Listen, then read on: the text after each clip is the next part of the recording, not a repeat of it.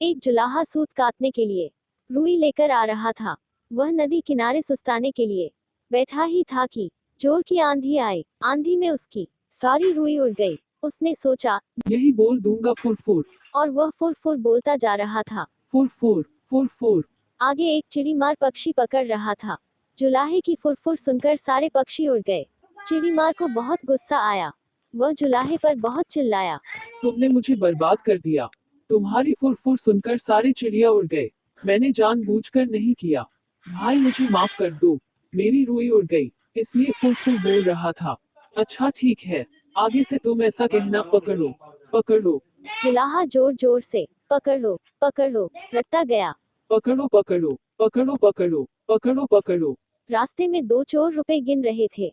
जुलाहे की पकड़ लो सुनकर वे घबरा गए। फिर उन्होंने देखा कि अकेला जुलाहा ही चला आ रहा था। चोरों ने घूरते हुए कहा, यह क्या बक रहे हो? हमें मरवाने का इरादा है क्या? माफ करना भाइयों, आप लोग ही बताएं मुझे क्या बोलना चाहिए। तुम्हें बोलना चाहिए, इसको रखो ढेरों लाओ।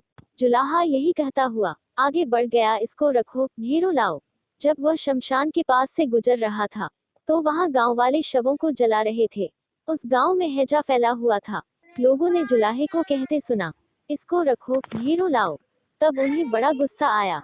वे चिल्लाए, तुम्हें शर्म नहीं आती है?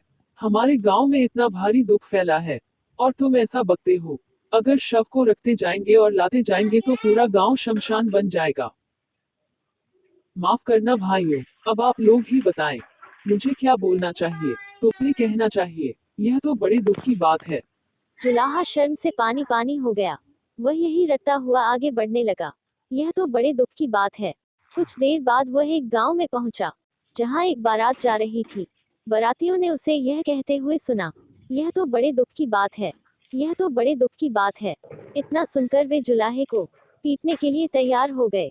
बड़ी मुश्किल से उसने सफाई दी तो उन्होंने कहा, तुम्हें कहना चाहिए, भाग्य में हो तो ऐसा सुख मिले। अब जुलाहा यही रटता हुआ अपनी राह चल पड़ा। चलते चलते अंधेरा हो गया।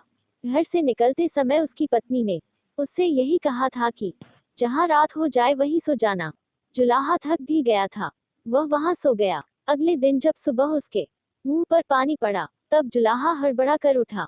आंखें खोली तो देखता ही रह गया। यह तो उसी का घर था और अभी अभी उसकी पत्नी ने ही उस पर पानी फेंका था। जुलाहे के मुंह से निकला, भाग्य में हो तो ऐसा सुख मिले। Thanks for watching video. Please like share and subscribe. इस कहानी से हमें सीख मिलती है कि हमें अच्छे बातों को मानना चाहिए। गलत बातों को मानने से हमें मुसीबतों का सामना करना पड़ सकता है।